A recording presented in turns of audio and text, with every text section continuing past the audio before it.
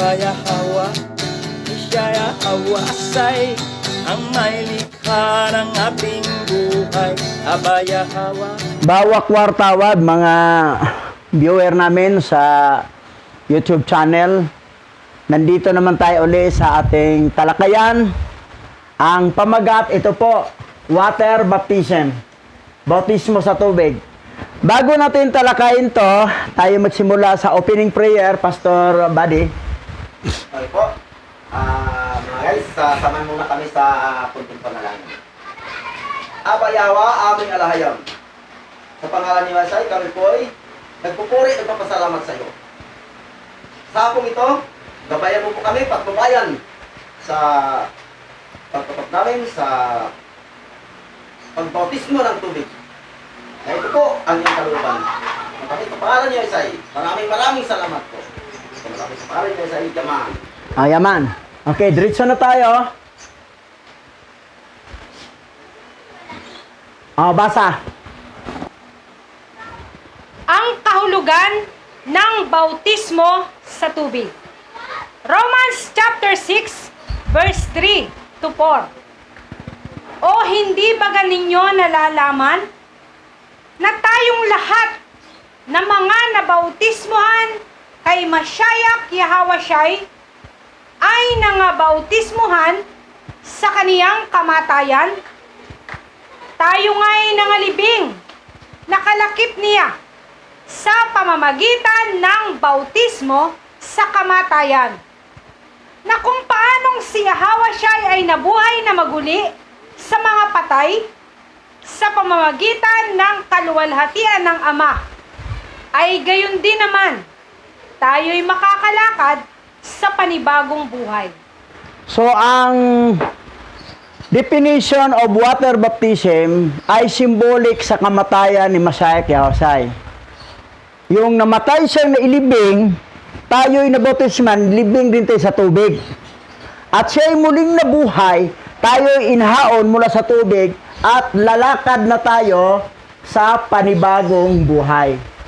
We are walking in the new life in our Savior, Mashiach Yahawashai. Yun po ang symbolic. Ngayon, diretso tayo. Basa. Marcos chapter 1 verse 9 to 11. Sa oras na iyon, si Yahawashai ay nagmula sa Nazareth sa Galilea, at si Juan ay binautismohan siya ng 3 beses na inilubog sa ilalim ng tubig sa ilog Jordan. Nang umahon si Yahawashai mula sa tubig, nakita niyang bukas ang langit at ang banal na espiritu ay bumaba sa kanya tulad ng isang kalapate. Narinig niya ang isang tinig mula sa langit na nagsasabi, "Ikaw ang aking minamahal na anak. Ako ay lubos na nalulugod sa iyo." Si Mashiach Yahawashai ay nagpabautismo kay Juan Bautista. Ngayon, itong original Hebrew Bible, 3 beses siyang nilubog ni Juan sa tubig. Pero doon sa Babylonian Bible, hindi nakasulat ang 3 lubog. Parang isang lubog lang doon. That's why lahat ng mga Christian, isang lubog lang. Pero ang Katolik ngayon, 3 lubog na. Baka nabasa kasi nandoon sa kanilang original eh. 3 lubog. O, 3 beses na nilubog sa ilalim ng tubig, sa ilog Jordan. Sino? Nilubog ni Juan Bautista. Si Yahawashai. So, 3 lubog. Ngayon, yung nabautismohan na si Yahawashai, yung umahon na sa tubig, bumaba ang raw kakadas, Holy Spirit, na anyong kalapate. So, kapag ibautismuhan pala ang tao, bababa yung raw kakadas, Holy Spirit. Importante ang bautismo pala. Tapos, nagsalita ang Ama sa langit. Ang iba naman, sabi nila, di iba ang Ama, ibang anak. Yan ang ibang hindi nakaintindi. Kasi, si Hawa, nagkatawang tao, nagkaroon ng another personality. Siyempre, yung unang personality, nandun sa taas, yun ang salita. Pero hindi ibig sabihin na magkaiba sila. Isa lang, nagkaroon lang ng dual personality. Yan. Kasi para si Hawa magkaroon ng personal body para nga magbuhos ng dugo para ikatubusan sa ating kasalanan. Pero bago nangyari na siya ay mamatay doon sa Golgota, kailangan na bautismuhan siya. Nilubog siya ni Juan Bautista ng 3 beses. That's why, kung naisin nyo masunod kay Hawa siya, yung totoong Savior, kung isa pala ang lubog nyo, magpadagdag kayo ng 2 lubog. Oo. Okay. Ayan. Hey, Bruto. Dito tayo sa, Ito naman, isa, basa. Matthew chapter 3, verse 13 to 17.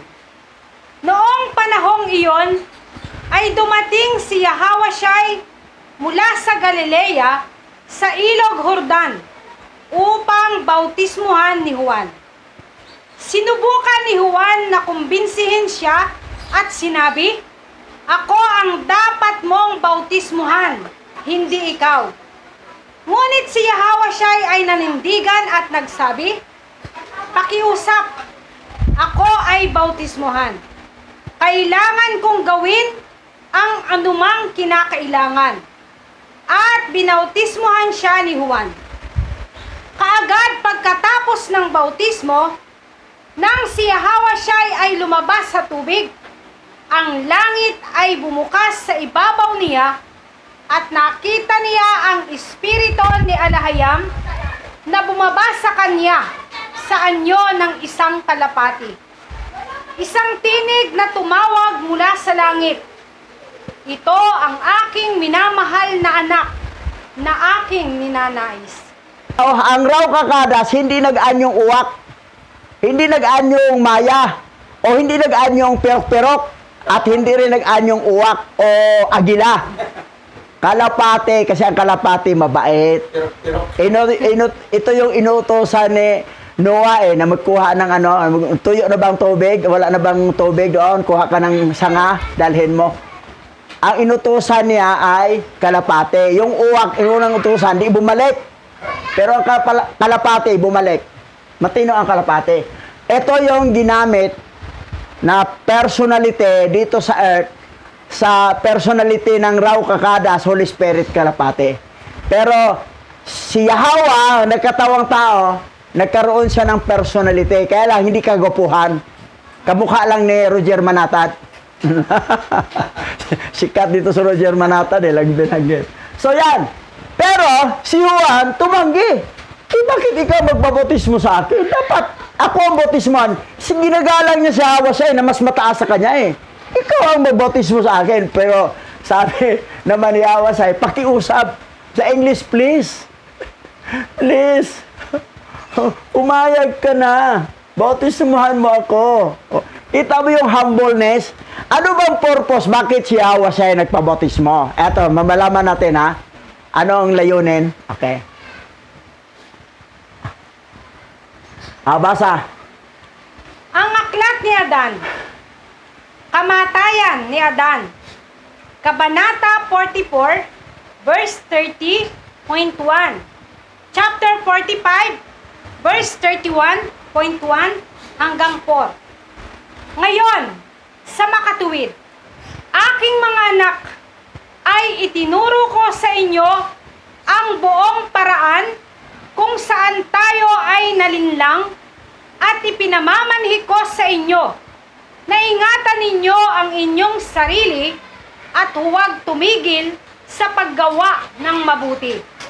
Iyan din ang sinabi ni Eva sa gitna ng kanyang mga anak noong si Adan ay namamalagi sa karamdaman. At sa ikalawang araw ay malapit nang lumabas ang kanyang kaluluwa sa kanyang katawan. Sinabi ni Eva kay Adan. Kapag ang tao malapit nang mamatay, yung pag mamatay na siya, yung kaluluwa niya lalabas. lalabas sa kanyang katawan. Lalabas. Ngayon, bili ni Adan sa kanyang mga anak, sabi niya, huwag tumigil sa paggawa ng Ayos. masama. Mabuti. Mabuti. Para may reward. No, para may reward, huwag tumigil. Para may mana sa langit. Pag hindi gumawa ng mabuti, bangkita. Parang. Okay, tuloy tayo. Bakit ikaw lang ang namamatay at ako'y nabubuhay? O hanggang kailan ako mabubuhay? O ano ang mangyayari sa akin pagkatapos ng iyong kamatayan? Ipaalam sa akin iyon tungkol sa akin. Pagkatapos ay sinabi ni Adan kay Eva, huwag kang mag-alala, ano man ang iyong ginawa. Kung tayo ay dapat na mamatay na dalawa, ikaw din ay ilalagay malapit sa akin. At kung ako ay mamatay na mag-isa, huwag mo akong ilipat sa aking lugar hanggang si Alahayam ay magbibigay sa iyo ng utos tungkol sa akin. Medyo nalungkot si Eva na ikaw lang ba ang mamatay? Dapat dalawa tayong sabay mamatay. Sabi naman Adan, kung sabay tayong mamatay, okay. Pero kung ako'y maunang mamatay, huwag niyong ilipat ang aking katawan sa ibang lugar hanggat sinasabi ni magbigay na sa iyo ng utos tungkol sa akin, si Alahayam.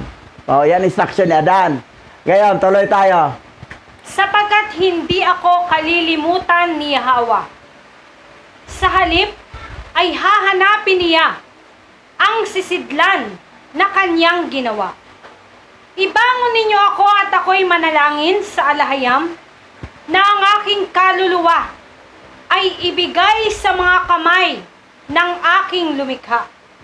Sapagkat hindi ko alam kung paano ko mararating ang lumikha ng lahat, o kung galit ba siya sa akin, o kung tatanggapin niya ako.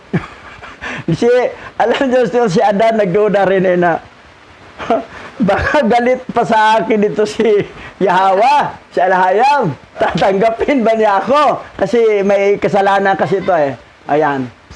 Pero yan na, nanalangin siya. Ito, mamamatay na siya dito Ngayon, dito tayo. Ito, patay na si Adan dito. Tuloy. Ang aklat ni Adan. Pag-akyat ni Adan sa paraiso. Kabanata 47, verse 37, point 1 hanggang 6. Habang sinasabi iyon ni Seth kay Eva, sabay-sabay na hinipan ng isang dakilang anghel ang trompeta at ang lahat ng mga anghel ay nakadapa sa kanilang mga mukha at muling tumayo. Pinakausapan nila si Adan at sumigaw ng malakas na tinig at sinabi, pinagpala ng Alahayam ng lahat ng pinagpala. Iyong pinatawad ang iyong nilikhang kawangis. Itong mga anghel, nagpatunog ng trumpeta. Pagkatapos, dumapa, nagbow down sila kay Adan. Si Adan, bangkay na At, kinausap nila si Adan, na sumigaw pa ang mga anghel, na malakas na tinig, sinabi, ng mga anghel to pinagpala ng Alahayam, ang lahat ng pinagpala, iyong pinatawad ang iyong nilikhang kawangis. Yan ang parang prayer ng mga anghel patungkol kay Adan. Si Adan, patay na. Umalis ng kaluluwa. Namatay si Adan dahil laging nakasakit na Sobrang gurang na kasi. Ngayon, tuloy tayo. Anong sunod na nangyari? Basa. At nang sabihin ng mga anghel ang mga salitang ito, isa sa 6 na pakpak na sirapim ang ipinadala patungo kay Adan. Dinala niya si Adan sa lawa ng Achiron at isinawsaw niya siya rito ng 3 beses. Pagkatapos ay pinabalik niya siya sa harap ng Alahayam, si Adan ay nanatili at nakatira pa sa kanyang mukha sa loob ng 3 oras. At pagkatapos noon, iniunat ng alahayam ang kanyang kamay mula sa kanyang trono. Itinaas si Adan at ibinigay siya kay Michael at sinabi niya sa kanya, Si Adan, kaluluwa na to. Ngayon, itong 6 na pakpak, si Rapim, dinala si Adan, yung kaluluwa niya, doon sa lawa ng Acheron. Binautismo si Adan doon, sinawsaw niya siya dito ng 3 beses. 3 times. Ang bautismo talaga 3 times lubog. Ngayon, itong mga pinili, mga Hintil o Hebrew Israelite nga mamatay na hindi na bautismohan dito, bago dadalhin sa third heaven, bautismohan ng angel yan 3 times. Halimbawa, may mga elect, hindi na narinig ang pangalan Yahweh sa Yahweh kasi walang nangaral. Ang Bible, 66. Pero elect naman sila. Save pa rin yan. Anghel pala ang Dahil, bautismohan naman sa Asya sa anghel bago dalhin sa third heaven. Sa pangalan ni Mashiach Yahushai. Pero dito sa lupa, gibautismo sa pangalan ni Jesus. Ulitin ng anghel doon. Sa pangalan ni Jesus, isang lubog lang. Doon, 3 beses. Kaya lang, mabawasan ang reward mo. Pinapagod mo yung mga anghel pag bautis mo. Pero at least, sa langit ka pa rin napunta. Kasi ang mga elect talaga, kahit anong mangyari, sinabi niya kasi, walang isang mawala. Akala kasi ni Satanas, yung binago ang Bible, pinalitang fallen angel, akala niya yung mga elect ay mapunta sa impyerno. Kasi ang kinikilala yung fallen angel na si Jesus Christ. Kahit yan ang pagkakilala nila dahil walang nangaral, pag mamatayan, bautismohan yan sa pangalan ni Mashiach Yahushai. At diretso dala sa third heaven. Pero si Adan, ang kaluluwa niya nagpatira pa ng 3 hours pa. 3 oras. Sa loob ng 3 oras. Dinala siya. Okay, tuloy natin ha. Basa. dalhin mo siya sa 2 langit sa paraiso, at ilagay mo siya sa harap ng altar hanggang sa araw ng oikonomia na aking pinag-iisipan tungkol sa lahat ng makalaman na nilalang kasama ng aking pinakamamahal na anak. Pagkatapos ay dinala ni Michael si Adan sa lugar na iniutos ni Alahayam, at ang lahat ng mga anghel ay umaawit ng mga salmo. Pinupuri nila ang kamangha-manghang ito, ang kapatawaran ni Adan at ang pangako ng isang hinaharap na buhay na walang hanggan. Meron mo ang mga anghel umaawit ng salmo. Umaawit sila ng salmo, pinuri nila. Umaawit sila. So, mga anghel, si Adan, nandun na, sa third heaven, dinala. Pero bago dalhin doon, ay i-baptize mo na siya. Nilubog siya, sinawsaw siya ng, sawsaw ang gamit na term gamit, sinawsaw siya ng 3 beses. So, yon. Yan ang nakasulat. Ngayon, ito naman, mayroon na nangangaral sa tunay na pangalan. Pag ilik ka talaga, maniniwala ka. Pero kung ayaw mo maniwala, mukhang hindi ka elect. Mukhang anak ka ng fallen angel. Kasi ipagtanggol mo talaga yung tatay mo Tatay mo yan, fallen angel. Pero kung elect ka talaga, ay tanggapin mo ang Yahweh at saka Yahushai. Pero noong panahon kasi na wala pang nangangaral sa pangalan ni Yahweh, Yahushai, Alahayam, wala. Tapos elect ka, nasali ka sa isang Christianity na religion, na born again Christian, nabautismohan ka sa pangalan ni Jesus. Ngayon, namatay ka. Bago ka dahil sa third heaven, bautismohan ka, ilubog ka ng 3 beses, isawsaw ka ng 3 beses. At sa pangalan na ni Abba Yahweh, Mashiach Yahushai at Raw Kakadas. Bago ka dalhin sa third heaven. O, ligtas. Kaya lang, pag ganun kasi, walang mga reward yan sa langit. Kasi marami talagang taga-bangkita at saka taga-parang. Bibo talaga sila doon, masaya. Parang gusto ni Pastor Bade. Pero pag masama ka sa nasyonal, dito may mansion ka na eh. Dalaw-dalaw lang tayo sa kanila. Dalawin lang natin.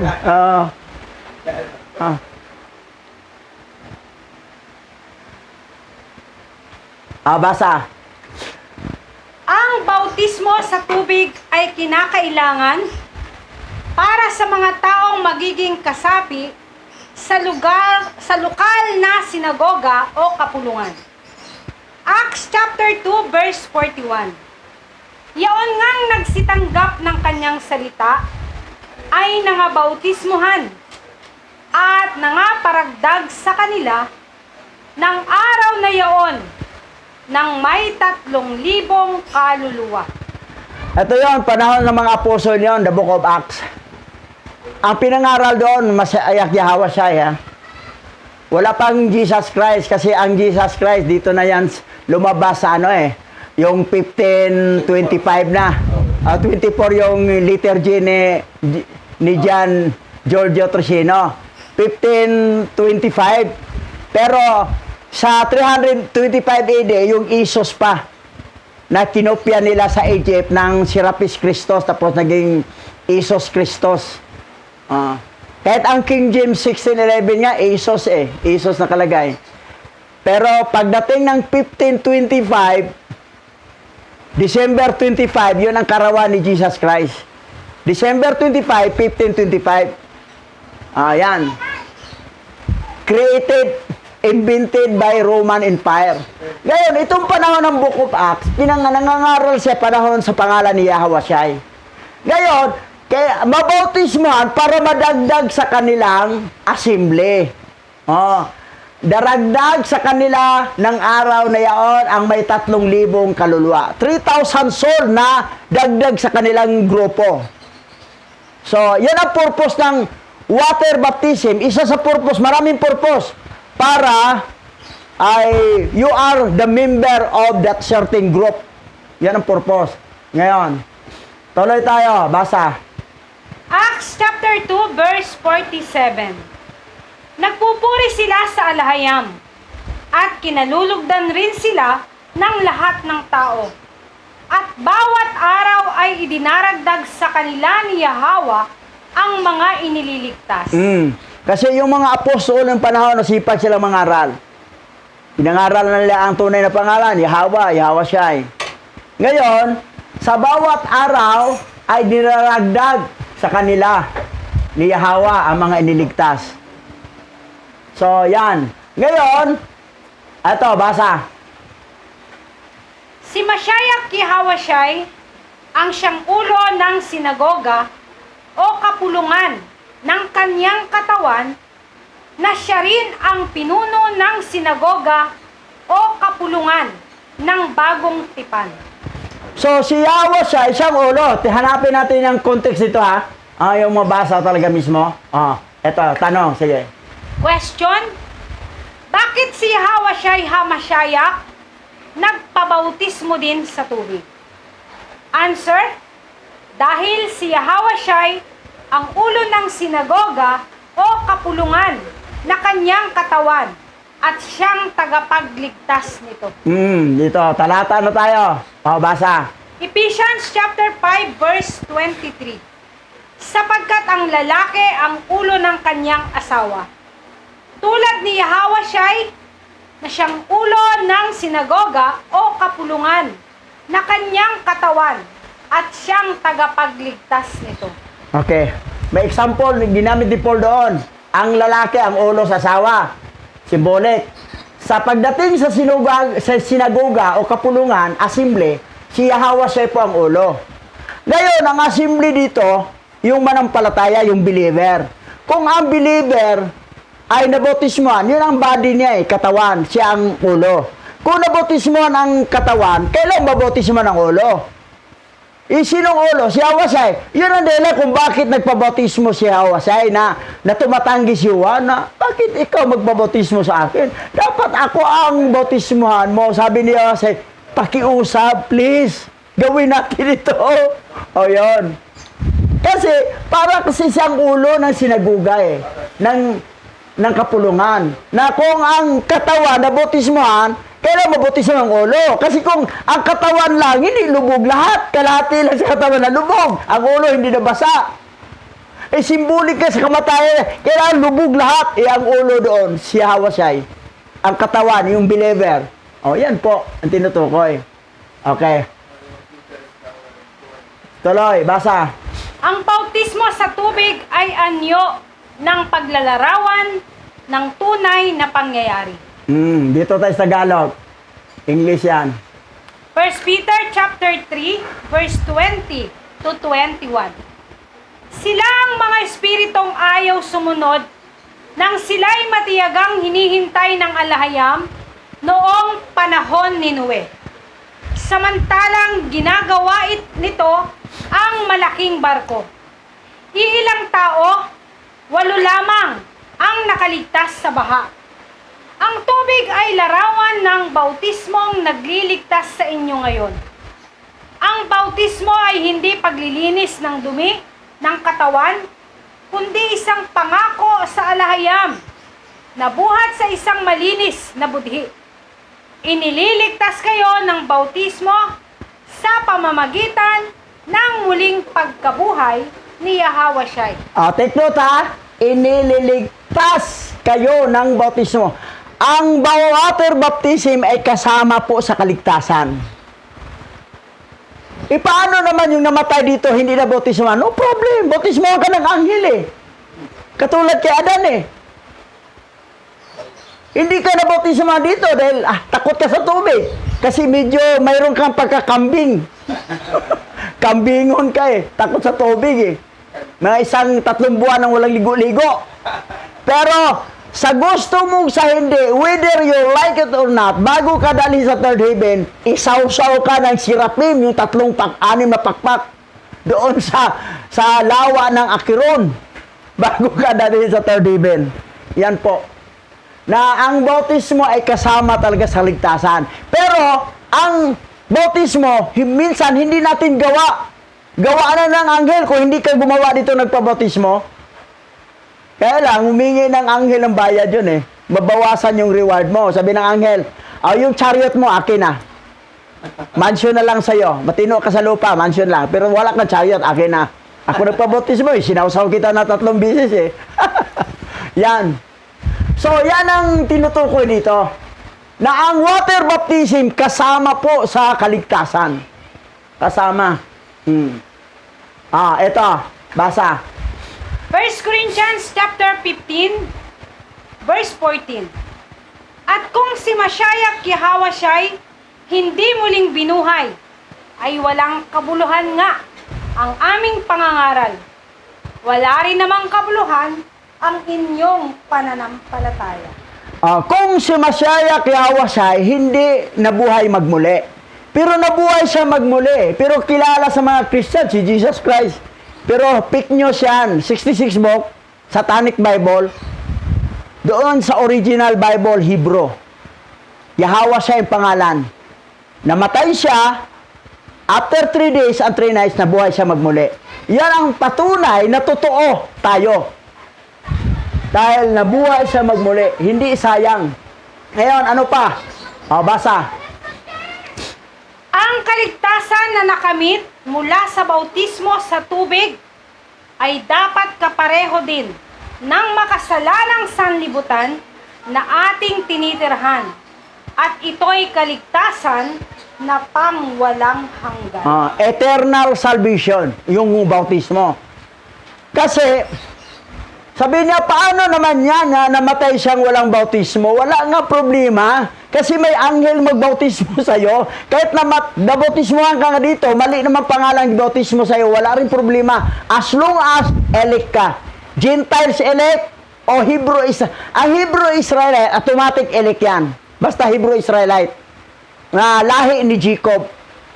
Kadugo ni Jacob. Pero ang hintel, yung mga Semite, na doon sa lahi ni Joktan, ay mga hintil. Doon rin sa lahi ni Ketura at ni Hagar, Ismael, ay mga elek yan.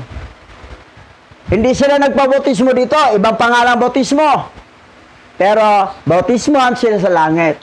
That's why ang dami talagang, masaya talaga ang parang at saka bangkita.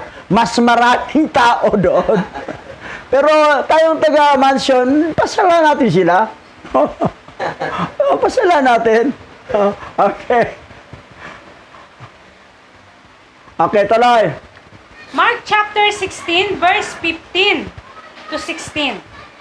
At sinabi sa kanila ni Yahawasyai, sa inyong paglalakbay sa buong mundo, ipangaral ninyo ang mabuting balita sa lahat ng tao. Ang sino mang sumampalataya at mabautismuhan ay maliligtas. Ngunit ang hindi sumasampalataya ay parurusahan. So, nakita rito ang sino mang sumampalataya at nabautismuhan ay maliligtas. Kasamang bautismo. Ito kasi mga Trinitarian born again, hindi na kailangan bautismo. Kasi yung tulisan nga nasa kanan ni Yahweh, hindi naman nabautismuhan nandoon sa langit. Hindi nyo alam na bago pinasok sa third heaven yun, gibautismuhan ng anghel yun. Kasi requirement talaga ang water baptism. Kailangan kaluluwa na ang sinawsaw sa tubig. Yung the real your soul, wala nang earthly body.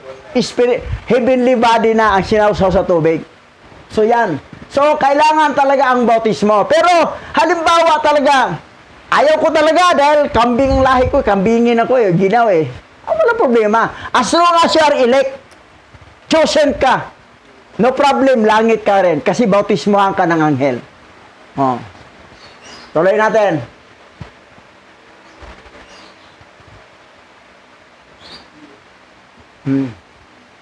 Basa. Matthew chapter 28, verse 19 to 20. Kaya't sinabi niya sa kanila, na gawin ninyong mga alagad ang lahat ng mga bansa. Bautismuhan ninyo sila sa pangalan ng Ama at ng Anak at ng Banal na Espiritu. Turuan silang sumunod sa lahat ng iniutos ko sa inyo. Tandaan ninyo, lagi akong kasama ninyo hanggang sa katapusan ng mundo. Promise ni Yahweh siya ito na ganon. Bautismohan sa pangalan ng Ama at ng Anak at ng Banal na Espiritu. Ngayon, question. Question, ano ang pangalan na gagamitin para sa bautismo sa tubig? Answer, I baptize you in the name of Abba Yahweh, Son, Mashiach Yahawasyai, and Rauh Kakadas, Yaman. Yan ang ibautismo sa pangalan ng Ama, Anak, at Banal na Espiritu. Tatlong lubog, di ba? Pwede. I baptize you in the name of the Father, Abba Yahweh. I baptize you in the name of Mashiach Yahawasyai. I baptize you in the name of Rauh Kakadas.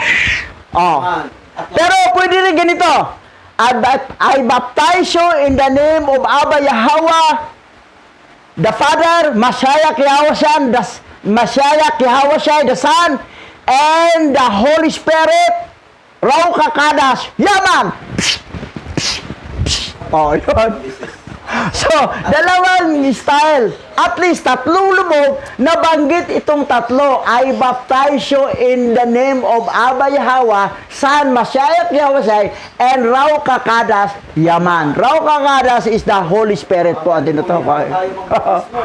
Yan. Okay. Father, Yahweh. Son, Yahawasyai. Ngayon, alamin natin, itong Yahawasyai, sino ba yan? Iba ba si Yahawasyai? Iba ba ang Father na Yahweh? Basa. What does the Hebrew name Yahawasyai mean? According to a user from United Kingdom, the name Yahawasyai is of Hebrew origin and means Yahweh is salvation. So si Yahawasyai pala, siya pala si Yahweh na tagapagligtas. Yahweh is salvation. Kaya lang Yahweh siya, para si Yahweh magligtas, nagkaroon ng sariling earthly body para magbuhos ng dugo para sa katubusan sa kanyang pinili bago pa nilikha ang mundo. Yun po. Hindi kasama ang mga tao na may kaluluwa na anak ng mga fallen angel. Ang anak lang niya before the foundation of the world na dinaan kay Adan, Seth, at kay Shem. Mga Shemite, mga elik yan lahat. Mga Shemite lahi. Okay?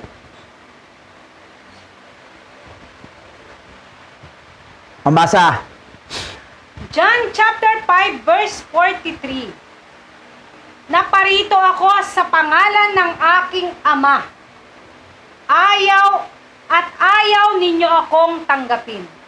Kung iba ang pumarito sa kanyang sariling pangalan, ay siya ninyong tatanggapin.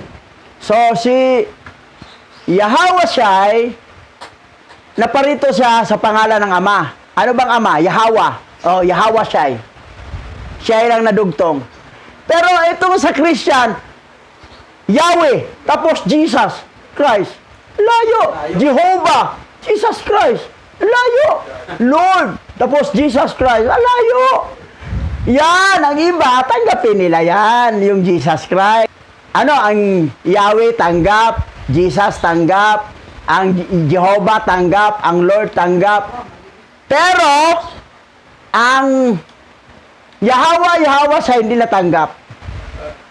Kasi sinabi na, yan ang problema. Yan ang dahilan kung bakit tayo nangaral para ipaalam na natin sa kanila ang totoong pangalan. Dahil ang nakasulat sa 66 book, that is Satanic Bible. Bakit Satanic? Kasi mga pangalan ng fallen angel lahat yan. At yung fallen angel ay naging mga sitan. O, di Satanic Bible. Ngayon, basa. Pamamaraan ng bautismo sa tubig. Ang pinakamahalagang punto na isinaalang-alang dito ng kanilang isinasagawa ang bautismo sa pamamagitan ng paglubog at hindi pagpisik-pisik o pagbuhos ng tubig. Ang tamang pamamaraan ng bautismo ay ilulubog. Ilulubog, immersion. Hindi sprinkling at hindi pouring.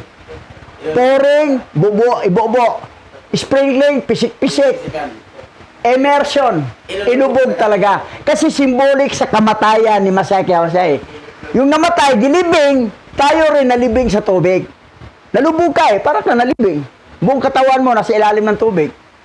Yan. Okay, next. Basa. Question. Sino ang maaaring bautismohan sa tubig? Answer. Ang taong magpabautismo ay kinakailangan mananampalataya kay Mashiach Yahweh. Mananampalataya. Yan talaga. Hindi yun, pabautismo ako. Sinong tagapagligtas mo? Jesus Christ. Hindi. Manampalataya ka muna Yahweh. Tuloy.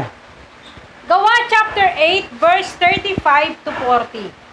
Buhat sa kasulatang ito ay isinalaysay sa kanya ni Felipe ang mabuting balita tungkol kay Yahweh. Nagpatuloy sila sa paglalakbay at dumating sa isang lugar na may tubig. May tubig dito, sabi ng yonoko. Ako ba'y hindi pa maaaring bautismuhan? Sinabi sa kanya ni Felipe, maaari kung sumampalataya ka ng buong puso. Sumagot siya, sumampalataya ako na si Yahweh HaMashiach ang anak ng Alhayam. Pinatigil ng yunoko ang karwahe. Lumusong silang dalawa sa tubig at binautismuhan siya ni Felipe. Pagkaahon nila sa tubig, si Felipe kinuha ng espiritu ng Yahweh Hindi na siya nakita ng eunuko na nagpatuloy naman sa kanyang paglalakbay na tuwang-tuwa. Namalayan na lamang ni Felipe na siya'y nasa Azoto.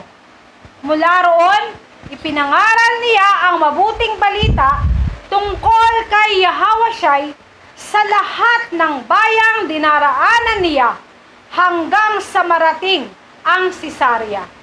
Noong panahon kasi, kunti lang ang mga sasakyan. So, pagkatapos ng bautismo ni Felipe sa isang eunuko, ikinuha siya ng espiritu ni Yahweh. Parang girapture siya eh. Nilipat siya doon sa Azoto. Tapos, nangaral siya hanggang papunta sa Cesarea. Galing, no? Mahimala. Namalaya ni Felipe, aba, nandito na pala ako sa Azoto. Nalipat ako dito. Tapos, lakad na siya, pangaral hanggang dumating siya sa Cesarea. Ganon. Ngayon, dito tayo sa original. Basa. Gawa chapter 2 verse 38. Nang magkagayoy sinabi sa kanila ni Pedro, magsisisi kayo at magpabautismo ang bawat isa sa inyo sa pangalan ni Yahawasyay Hamasyayak sa ikapagpapatawad ng mga kasalanan at tatanggapin ninyo ang kaloob ng banal na Espiritu. So, matanggap natin ang gift of the Holy Spirit, kailangan magsisi at magpabautismo. Kasi yung nagbautismo si Yahawasyay, doon nakita yung bumaba ang raw kakada sa anyong kalapati na bukas ang langit. Ganon din sa atin kapag tayo mabautismohan. Importante talaga ang water baptism para ma-receive natin ang gift of the raw kakadas. Tuloy natin. Basa. Tito chapter 3 verse 5. Kaya't hindi dahil sa mga gawa ng pag-ibig na ating ginawa ay naligtas tayo, kundi dahil sa kanyang biyaya sa pamamagitan ng bautismo ng ikalawang kapanganakan at ng pagbabagong loob ng banal na Espiritu.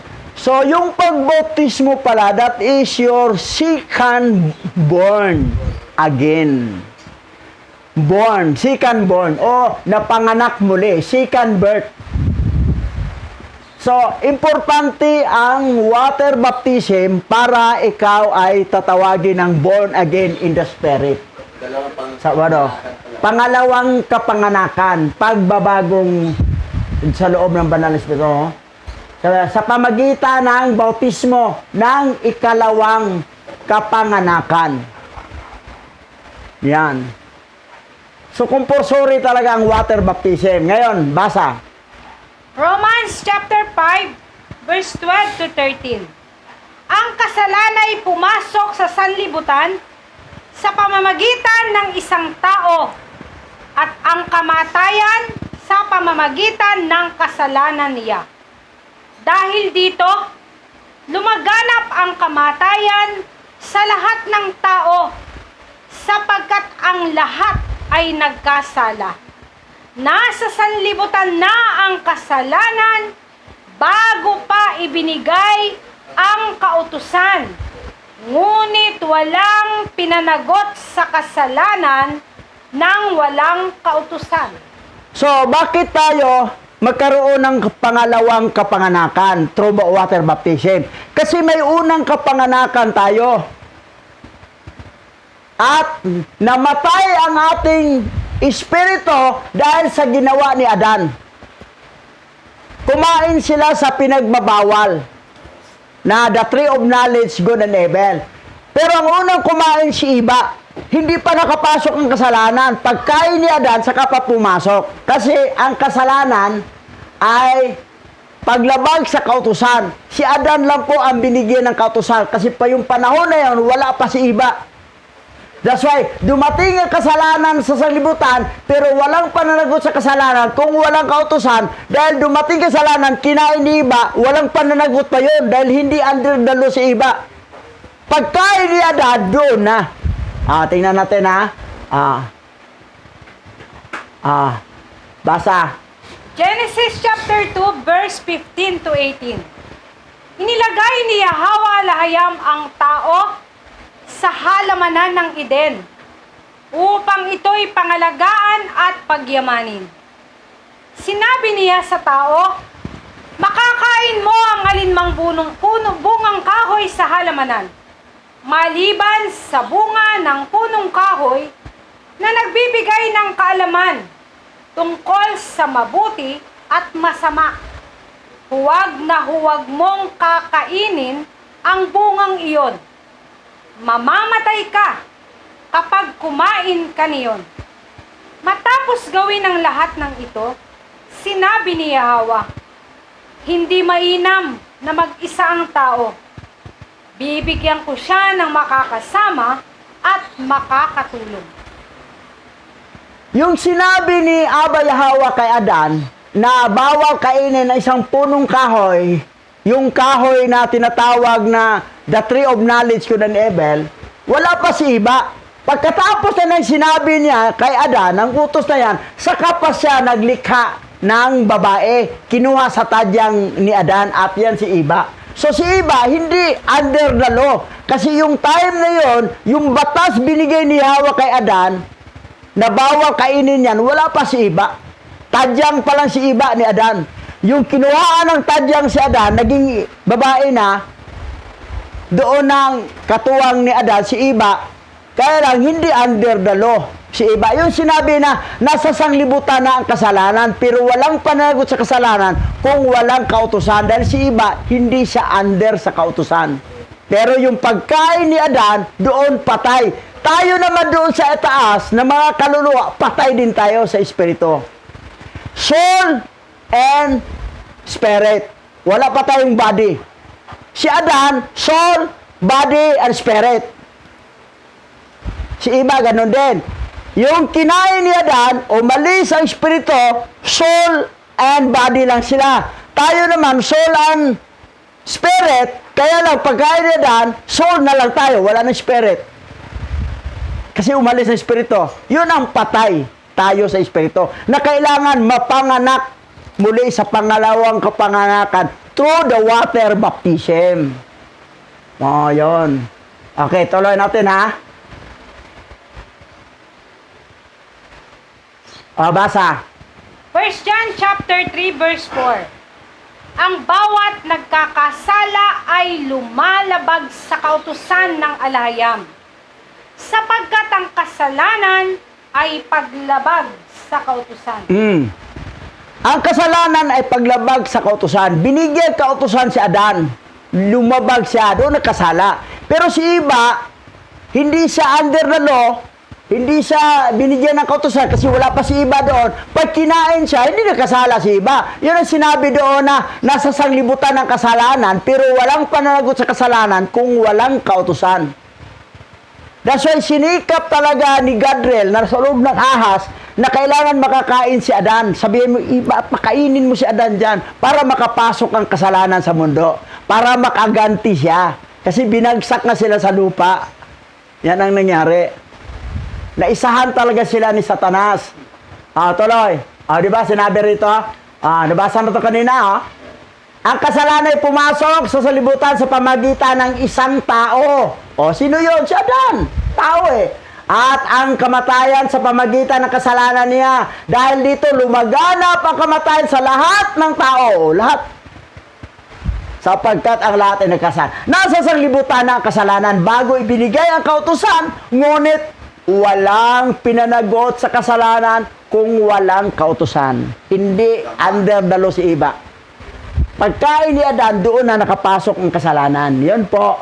Ngayon, ano ba ang ibig sabihin dito sa ano? Kaya hindi dahil sa mga gawa ng pag-ibig sa ating ginawa, naligtas tayo, kundi dahil sa kanyang biyaya sa pamagitan ng bautismo ng ikalawang kapanganakan. Kasi may una tayong kapanganakan. At ng pagbabago loob ng banal na espiritu. Pagbabago sa loob, ibig sabihin, mabalik sa atin ang banal na espiritu. Paano yan ha? Ito, dagdag natin knowledge. Ang karugtong niya. Basa. Basa. Efeso chapter 1, verse 4 to 5. Nang tayo ay pinili niya na makasama niya, bago pa itatag ang mundo, upang maging banal at inosente sa harap niya sa pag-ibig. Pinili niya tayo bilang kanyang mga anak sa pamamagitan ni Yahweh Hamashaya. Ito ang kanyang layunin at hangarin. Biro mo ha, nang tayo ay pinili niya, nakasama niya bago pa itatag ang mundo. Kasama na tayo niya. Wala pa ang planet Earth, ha? When He chose us with Him before the foundation of the world. Kasama na tayo doon. Kaya lang, wala tayong physical body. Soul lang at saka spirit. Ang unang soul na may spirit na nagkaroon ng physical body, si Adan at saka si Lilith. Sabay sila. At kasi numaya si Lilith, mag-isa si Adan, sabi ni Hawa, hindi mainam ng tao mag-isa. Kukuha ko na maging katulong niya. At yan, tinuwag tadyang, yun yung si Iba. The second wife of Adam. Yun yung mga may physical body. Si Adan may physical body, si Lilith may physical body, si Iba may physical body. Tayo, wala pa tayo sa physical body. Nagkaroon lang ako ng physical body noong December 16, 1956. Nagka-physical body ako. Lumabas ako sa tiyan ng aking nanay at sinabi ko, "Uha! Uha! Uha!" Pero sabay-sabay tayong nilikha ni Abba Yahweh before the foundation of the world, tayong mga kaluluwa lang na nalagyan ng Espiritu ni Yahweh sa bawat isa. At ang unang kaluluwa nga nabigyan ng physical body nga naging tao, Adan, tao yon, ay si Adan ang tawag. May body na siya. Body, soul, and spirit na siya. Pero yung kinain niya, ang the tree of knowledge good and evil, nako, body and soul na lang siya. Wala ng spirit. Na kapag mabautismohan, tanggapin si Messiah at Yahushai, ay babalik yung spirit. Ngayon, namatay sa dito, walang bautismo. Bago siya dalhin sa third heaven, bautismohan siya para mabalik sa kanya ang raw kakadas. Para madala siya sa third heaven. Saan siya na born again? Doon na sa Akiron ng lawang Akiron. Doon na siya na born again. Yung nabautismo ni Jesus Christ, sa pangalan ni Jesus Christ, born again ba? No, di yan born again. Pag ilig ka, maborn again ka, bago ka papasukin sa third heaven, dadaan ka muna sa lawang Akiron. So yan po. Saw-saw ka muna doon. Okay, tuloy, basa. Ecclesiastes chapter 1, verse 9 to 11. Ang nangyari noon ay nangyari rin ngayon. Ang ginawa noon ay ginagawa na ngayon. Walang bagong kaganapan sa mundong ito. Ang iba ay nagsabi, "Halika, ito ay bago." Ngunit nangyari ito nung hindi pa tayo tao. Hindi maalala ang nakaraan. At ang mga nangyayari ngayon ay makakalimutan din sa hinaharap. Kasi may mga tao na magtanong na, existing na pala tayo noon pa, before the foundation of the world? Existing tayo, not physical body, spiritual body. Or other word, kaluluwa. Sinabi nito, ang iba ay nagsabi, "Halika, ito ba ay bago?" Ngunit nangyari ito noong hindi pa tayo tao, wala pa tayong physical body. Kaluluwa pa lang tayo noon, nangyari na. Kasi nandoon na nga tayo before the foundation of the world. Nawala lang Holy Spirit natin, raw kakadas, yung kinain ni Adan, ang the tree of knowledge ko ng Ebel, na walang iba ay, duhat. Duhat yun eh. Sinain niya, at unang kumain para si Iba, at yun, napalaya sa Garden of Eden, patay tayo lahat. Sabi ni Hawa, pagkainin mo, mamamatay kayo. Inong kayo. O kasama yung nasa langit, na mga kaluluwa, na alis ang mga espiritu. kaluluwa na lang mag-isa. Ngayon, nagkaroon ng katawan sa lupa. Ako, pinanganak ako December 16, 1956. So, nagkaroon ako ng body. Physical body at soul. Wala pang espiritu. Ngayon, nabaptize ako sa pangalan ni Masayat Yahweh, asa ka pa, napangalak muli, mayroon ng body, soul, and spirit. Kompleto na. Kaya lang, kulang pa tayo 2 lubog eh. Isang lubog lang. SP pa lang, SP. Okay, sorry. 1 chapter 3 verse 3.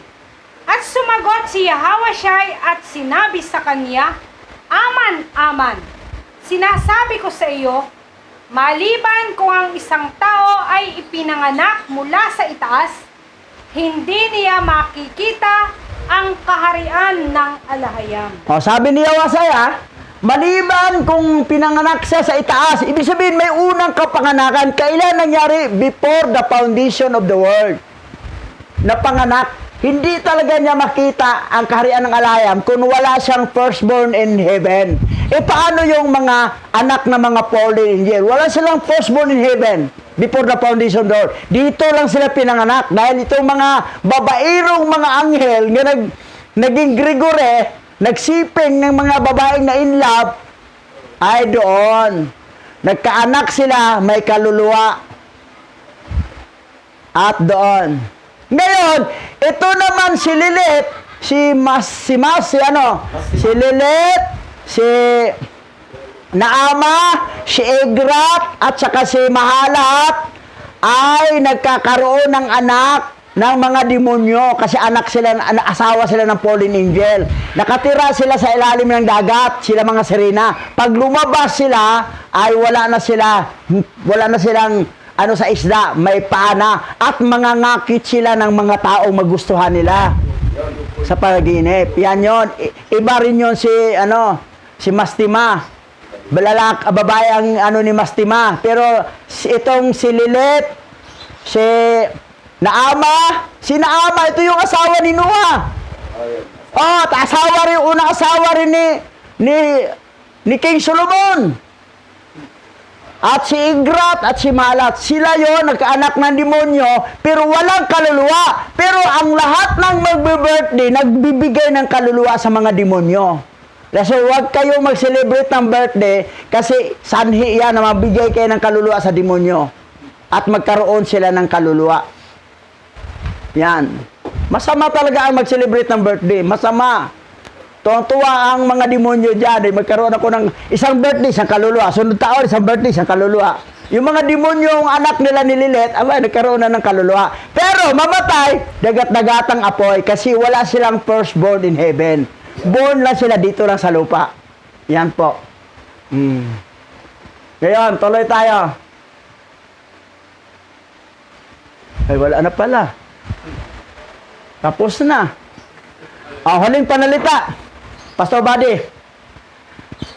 Ayun guys, doon natin makikita na pinahalagahan talaga ang water baptism. Importante pala ang bautismo sa tubig. Malinaw po na ang iba binautismuhan sa pangalan ng mali na pagbabautismo. Ako nabautismuhan din ako noon. Dalawang misis nung bago ako naging sa pangalan daw ni Jesus. Swerte na lang at namulat ako sa buong katotohanan. Noong nabautismuhan ako sa pangalan ni Masayat Yahweh, yun, nakita ko ang kaligtasan.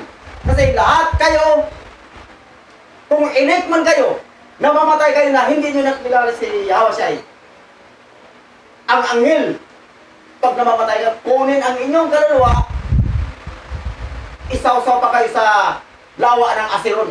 O kung saan man ang lugar na yun, ang angilang, ang dakilang alahayam, ang dakilang tagapaglikha nakakalam. So malinaw, magpabautismo kayo hanggat hindi pa huli ang lahat. Yun po ang importante. Ang tunay na kahulugan ng water baptism, ang tunay na kahulugan ng bautismo sa tubig. Isang kasama pagkamatay ni Yahushai ang paglulubog nung tayo binangon ng 3 beses, 3 araw at 3 gabi na muling nabuhay ang dakilang takapagligtas, si Yahweh Shai. Yun po ang isang simbolo na ilubog tayo ng 3 beses pag-ahon, kasama tayong nabuhay kay Yahweh Shai. So, si Masaya at Yahweh Shai ang kaligtasan, hindi po si Kristo Jesus ang tiki na tagapagligtas. Assuming yan eh. So, ibibigay ko na kay Bishop. Tandaan ninyo, Masaya at Yahweh Shai ang tunay na tagapagligtas, hindi po Jesus Christ. Yaman. Bawa kartawa po sa inyong lahat. So isa na naman pong napakahalagang topic ang ating tinalakay sa hapong ito patungkol sa bautismo. Dapat pala, tayo bilang mga remnant Hebrew-Israelite, dapat tayong mabautismuhan sa pangalan ni Abba Yahweh, Mashiach Yahweh Shai, at ng Raw Kakadas.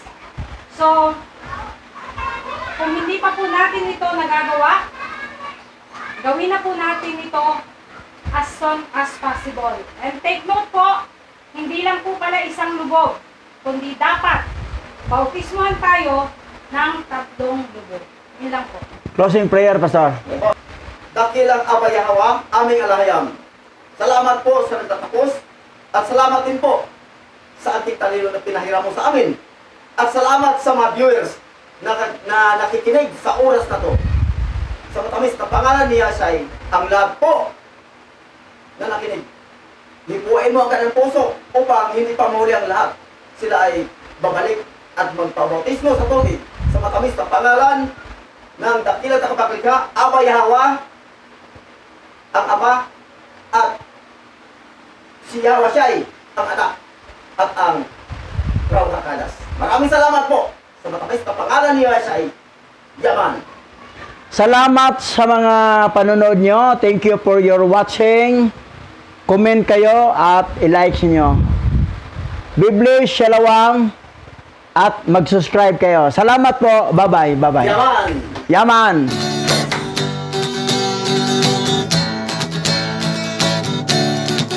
Abba Yahweh, siya Yahweh Asay, ang may likha ng ating buhay. Abba Yahweh,